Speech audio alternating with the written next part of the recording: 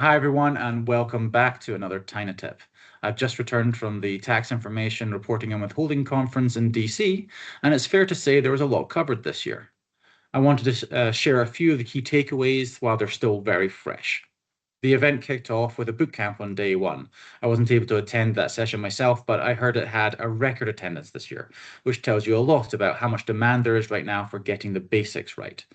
It was also great to see that our advisory board member, Cyrus Daftari, helping lead part of that session. Day two was the start of the main conference, and it really covered a wide range of key topics. There were sessions on both domestic and international hot topics, tax documentation and best practices, audits and voluntary disclosures for both Forms 1099 and 1042, and how to carry out an internal health check, which Cyrus actually contributed to as a panelist.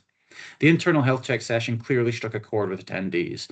We are seeing stronger requirements to have controls and processes in place, not just to check boxes, but to be able to demonstrate that those controls are actually working and that teams are consistently getting the right answers. There was also a session on the major technologies shaping modern tax operations, where Cyrus stepped in again. This one really resonated with us as a tax technology company, and it reflected what we are hearing directly from our clients. Firms are actively looking to build out automation and AI as part of their core processes.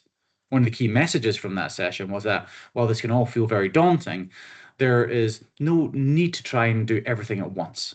Making smaller, incremental improvements and focusing on the quality of outputs is what really matters.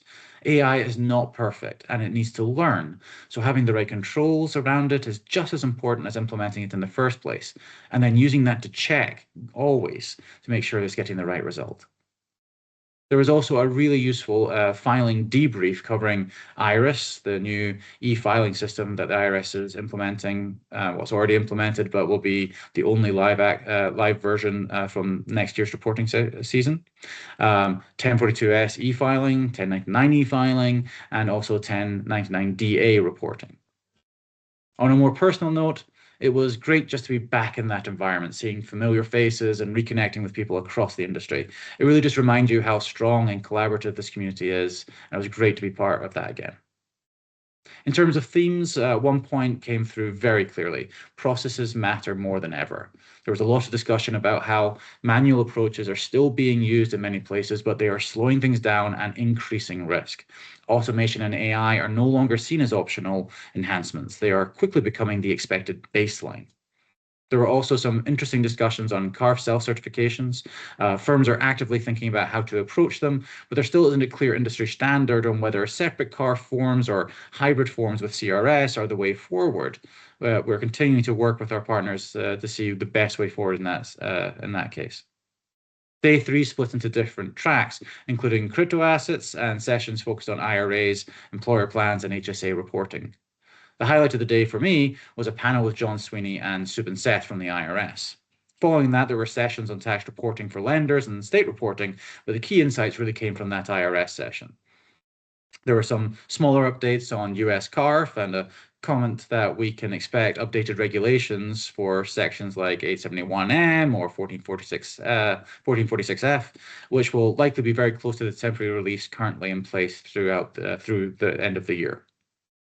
One thing that always stands out from these IRS sessions is that they can't always share everything, but the insights that they do provide are incredibly helpful in understanding direction of travel and where to focus.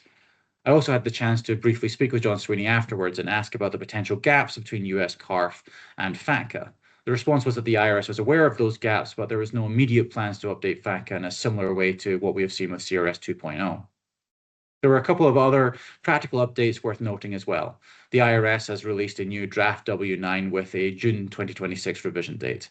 There are no major changes compared to the January version, and importantly, it was confirmed that substitute W9s do not need to include the new digital asset broker checklist checkbox if it is not relevant to them. And finally, for firms that can't use IRS because they don't have a US Social Security number or ITIN, the IRS has introduced a new workaround. Reporting in these cases will be done through IDES or IDES, not IRIS, with reporters needing to apply for a type of GIN to allow them to use the system. A different approach, but one that solves the main issue for the moment. So overall, a really helpful and useful conference. A lot of focus on getting the fundamentals right, improving processes, and moving away from manual work towards more automated, scalable approaches.